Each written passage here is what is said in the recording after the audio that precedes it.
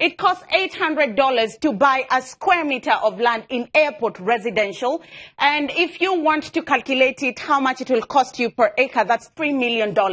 It costs 120,800 cedis to buy a new house in Accra. It costs 1,700 cedis to rent a new 2-bedroom house in Accra, and the average income of the people who you're trying to sell land to at $800 per square meter is 1,280. But what is the current state of the housing market in Ghana? There is a housing deficit of 1.7 million, to mean 1.7 million people are in dire need of housing. Of the Ghanaian population, the 30 million of us, 2.6 million are lucky to own residential properties with title deeds. However, the rest of us live in slum dwellings. Now, the government and private sector build slums 71,167 every single year. What does this demographic look like? Why are people living in slums? It's because 60% of the working population need help accessing housing. To mean you cannot afford rent, you need the government to subsidize a bit of that rent, 1,700,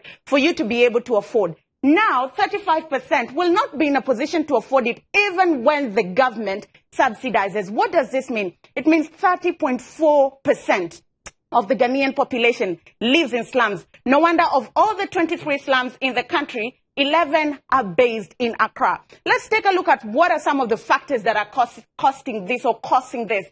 The cost of land per square meter is $800 in affluent neighborhoods like airport residential. An acre, which is 4,046 square meter, will cost you $3.2 million, and houses in that area start at about $5 million. The average Ghanaian cannot afford this. Now, what happens when you build very expensive houses? In airport residential, there's a vacancy rate of 37%, to mean a third of the houses in that area are not occupied. They are empty. Cantonment, 30%. East Legon, 15%. And there is an oversupply of 3-bedroom units in the country and an undersupply of 1-bedroom units and chamber and hall, as you call it here. What does this mean?